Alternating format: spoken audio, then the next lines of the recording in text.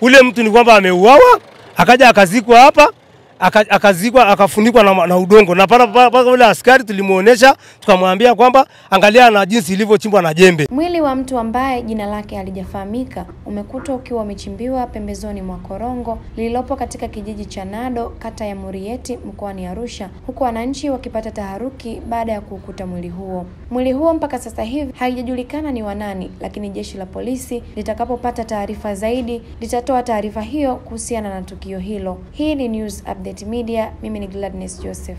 Kwa majina naitwa John Kitumi, mwenyekiti wa mtaa wa Elwanyi mahali tukio ilipotokea. Umetokea kwamba kuna mtu alionekana kwenye mtaro ambapo alionekana amefukiwa bila kujulikana kwamba ni mtu wa wapi na pia kujulikana amepata dhoruba ipi. Kwa hiyo alikuwa kwenye bonde la korongo pembeni na barabara.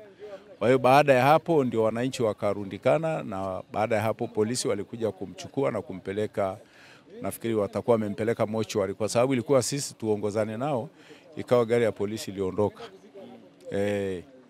Inaonekana kama aliuawa sehemu nyingine alafu akaja kufukiwa hapa.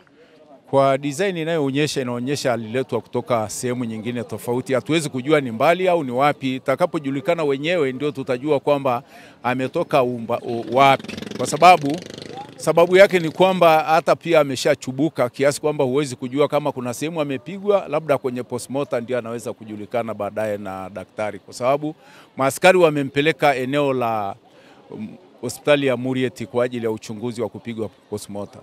Hatujaweza kubaini kwa sababu tumeikuta kama amefukiwa na udongo.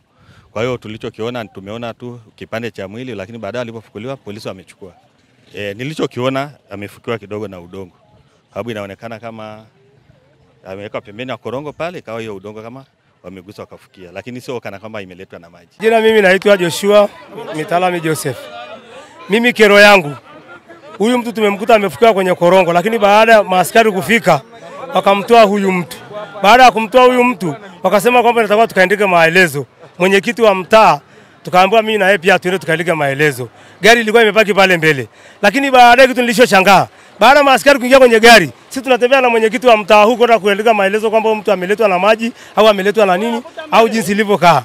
Wakaamsha gari wakakimbia wakatuacha. Tukaona kwamba vile hii hawa mapolisi pia ni madharau, kwa sababu kama sisi tunadharauliwa na tumekaa muda ule wote, si kwamba tumedharauliwa. Bao sisi bado tumeona kama tumedharauliwa. Kwa nini? Tumedharauliwa kwa sababu gani? Juzi tuliandamana hapa tukafunga barabara hapa. Na ndio maana serikali ikaja kweli ikaona kwamba vile tuna haki. Tukafungiwa barabara, lakini watu wa kwanza kufika siku ile tulifunga barabara ni mapolisi. Watu wa kwanza ni mapolisi, lakini leo mtu amekuja ameletwa amefukiwa kwenye korongo. Ambapo ile leo tulikuwa tunalalamika. Mapolisi tukawapigia mapolisi simu. Hamna hata aliyekuja. Alikuja kuanzia saa 7, sasa hivi karibu saa 10 ndo ameenda kufika. Ule mtu ni kwamba ameuawa, akaja akazikwa hapa, akazikwa akafunikwa na udongo. Na paka ule askari tulimuonesha, tukamwambia kwamba angalia na jinsi ilivyochimbwa na jembe, akafukiwa. Kwa hiyo ile mvua kidogo ilivyokuja kunyesha, ikaleta maji kidogo, ikamfungua miguu kidogo, ndio tukamuona. Ndio mtu ambaye alikuwa anafeka majani hapa, alikuwa anahamisha majani kuvusha ngambo hii kwenye hii korongo, maana sasa hivi hatuna njia ya kupita, ndiye akaona. Nicholas au Chura. Baba, kilichotokea tumekuta mtu korongoni hapa. Polisi wanakuja ghafla, wangu kwanza tumewapigia simu muda mrefu sana. Kwanza wanaonekana kwanza sasa hivi kuna dharau fulani hivi. Viongozi wenyewe ndo wanakuwa slow. Baba, kupigia simu watu wanakuja sasa hivi tokea sijui karibia saa 7. Niwekee vizuri. Sasa hivi ndo anakuja ndugu wangu, tunamfukua mtu hivi, hata mtu hatujamuangalia hivi kwamba nani labda na ndugu yake hapa. Mtu ametolewa tu, mimi namfukua kichwa hivi. Amelika tu hapa kidogo. Ule mtu ni kwamba angefunuliwa kidogo hivi ndugu wangu, hata sura yake ingejulikana kidogo. Lakini ni ameshushwa kwenye machela juu, ni kanga, wameondoka. Kwa majina naitwa Erickson. Kiukweli mtu kakutwa ameuawa. Na kwa jinsi anavyoonekana kauawa, kaletwa, kazikwa. Sasa kwa dalili za barabara, kwanza soma barabara ni kama makaburi tu. Kwa sababu mitaro, na juzi watu wamelalamika, wamesema wanarekebisha. Sasa kwa hivi mtu analetwa anafukiwa, afu unaambiwa ni barabara. Sasa hiyo itakuwa ni barabara? Kiukweli mtu kaletwa, kafukiwa, maana jembe kabisa mtu kavuta udongo kutoka juu kumfukia, na kilichomfukua ni maji ya asubuhi jana. Ni mwili mzima isipokuwa ameharibika usoni kutokana na ile kufukiwa. Kwa hiyo usoni karibika, kwa hiyo ukamtambua kwamba huyu ni nani, ila kiukweli kapigwa na kaletwa kauzikwa. Naitwa Jackson Agustino. Unajua kwa picha ambayo inaonekana hapa ni kwamba ni dalili ambazo zinaonekana kabisa ni mtu ambaye ameuliwa kutoka sehemu ambayo haifahamiki na akaja kuwekwa mazingira haya, kwa sababu inaonyesha kabisa hata ule udongo aliofunikiwa umekatwa na jembe.